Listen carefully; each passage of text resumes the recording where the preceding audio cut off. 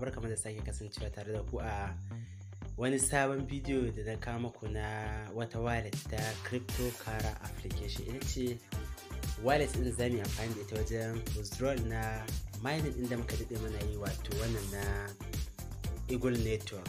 So kai tsaye sai ka zo ka diba create ne, yanzu zaka yi create ne, sai ka create wallet, zaka dan jira da ta gama za ta baka waɗannan security update din, sai ka samu wani abu sai ka rubuta su ko kuma ka copy din su, but if you wish sai ka samu guri sai ka rubuta su. To yanzu bari dan je in gama rubuta sai in dawo sai in ci gaba, sai ku gani sai mu zo nan gurin write it down.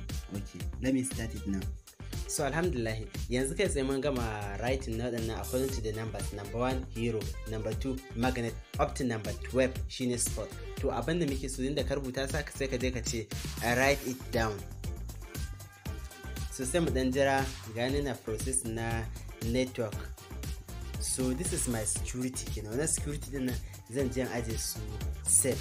So kun ga creating din wallet din ba da wahala. So wannan shine ainihin DF din da zaka iya zuwa kai swapping na wani token da kake so, ko zaka diba kamar yadda ake shiga a diba a cikin wannan trust wallet.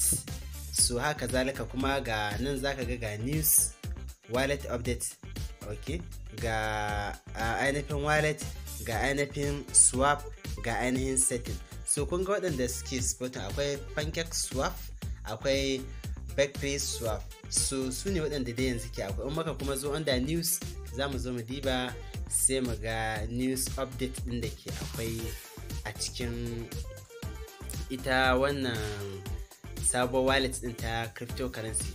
Kada ku manci wannan wallet ɗin da ita za mu yi amfani wajen withdrawal na shi wannan token ɗin da muka yi mining, that is Eagle network kenan. So duk wani news da za mu gani nan gurin ya shafi Eagle network ne.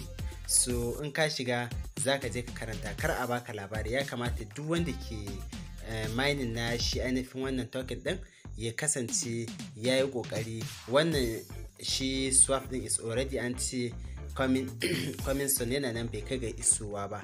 So in maka kuma duba zuwa ga setting, so za mu ga abubuwa nan za su ba mu dark mode. Misali in maka mai da shi haka zai dan yi duhu, in ba shi muke so ba, so za mu biometric namu in za mu shiga sai mu dan dangwala hannu din nan back of wallet to wannan dai ita ce wallet din. Kowa ya kokare ta mallaki a bar shi kafin na mun zo za mu zo muku da latest information ko latest update insha Allah. Bissalam.